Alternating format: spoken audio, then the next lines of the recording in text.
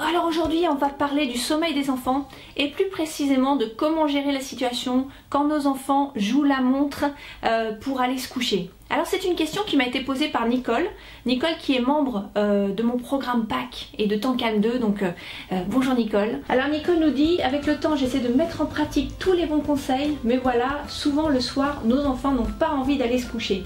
Ils traînent, cherchent des excuses, ils prétextent qu'ils n'ont pas assez joué, etc. Avec tout ça, ils s'endorment beaucoup trop tard à mon goût.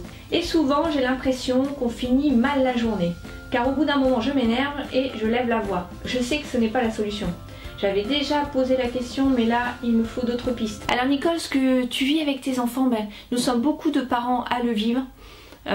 Tout simplement parce que nos enfants, au moment d'aller se coucher, ils sentent qu'ils vont se retrouver face à leurs peurs, à leurs petites angoisses qu'ils ont accumulées, que ce soit dans la journée ou dans les jours ou dans les mois ou les années précédentes même.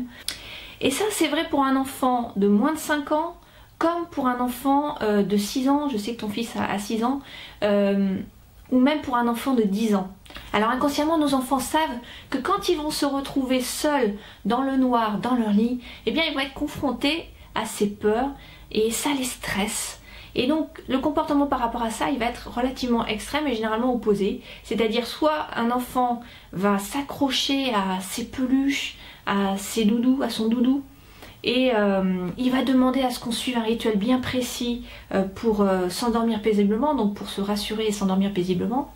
Soit au contraire, il va être surexcité et donc il va trouver 1001 excuses pour retarder l'heure fatidique où il va devoir aller se coucher.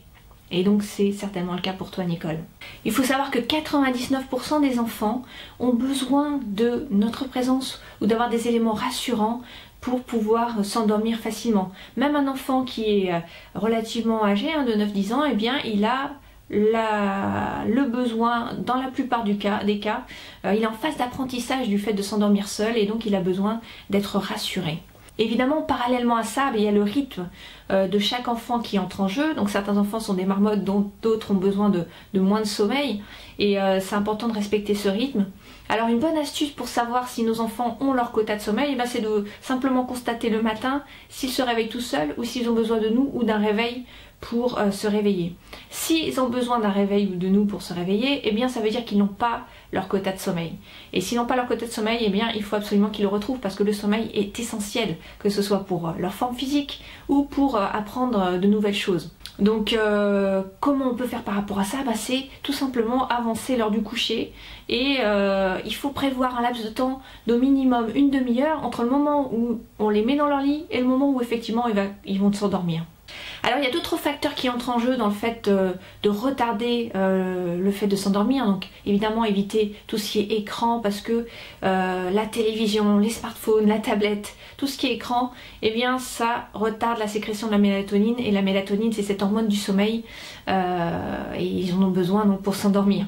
Au niveau alimentaire, éviter de donner de desserts à nos enfants ou des choses trop sucrées. Le soir, il faut manger relativement léger, on le sait, mais c'est valable pour nos enfants. Et le sucre, ça permet pas à nos enfants de se détendre. Au contraire, c'est un excitant. Donc il faut éviter de donner trop de sucre le soir à nos enfants.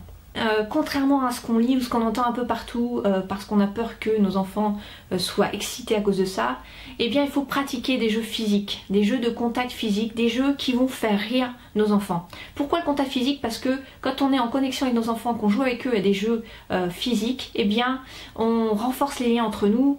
On leur donne la dose d'affection et la connexion dont ils ont besoin avec nous, qui est vitale pour eux, qui va donc les rassurer et favoriser le fait d'aller au lit. Et puis surtout on va provoquer le rire. Alors c'est très important de choisir des jeux, de sélectionner des jeux qui vont les faire rire. Le meilleur moyen c'est d'en tester plusieurs avec eux, de leur demander éventuellement ce qu'ils veulent faire. Et puis une fois qu'on a vu qu'ils rient vraiment à gorge déployée, eh bien on va continuer le jeu qu'on a entamé avec eux. Et ce rire, ça permet de libérer les enfants.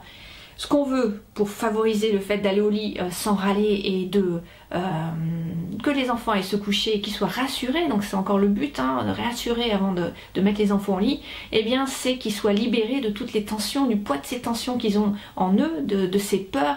Et le meilleur moyen de le faire, c'est de provoquer le rire à gorge déployée. Si on ne veut pas effectivement les surexciter juste avant de s'endormir, eh bien ce qu'il faut c'est pratiquer ce jeu par exemple juste après le repas, en évitant quand même de leur mettre la tête à l'envers pour éviter des problèmes de digestion, mais on va essayer de provoquer le rire pour les libérer, et ensuite on va pouvoir faire une activité un petit peu plus calme, en tête à tête éventuellement. Si vous avez plusieurs enfants, vous pouvez d'ailleurs faire le jeu physique avec eux.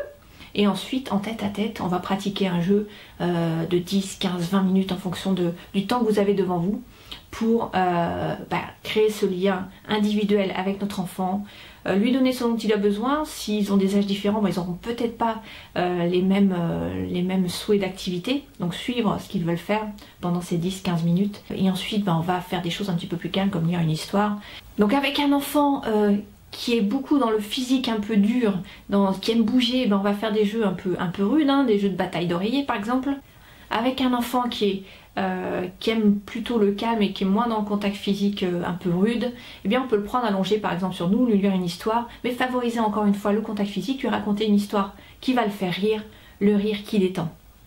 Tous ces jeux d'affection, de connexion physique, où on montre notre affection dans le regard, on va regarder nos enfants dans les yeux, on va se mettre à leur portée, les toucher. Tous ces jeux favorisent le fait d'être assuré, et encore une fois d'avoir envie d'aller se coucher sans râler. Et ensuite on va pouvoir faire les rituels habituels, c'est-à-dire se brosser les dents. On va leur dire une fois que le jeu est fini, maintenant il est l'heure de se mettre en pyjama ou de brosser les dents.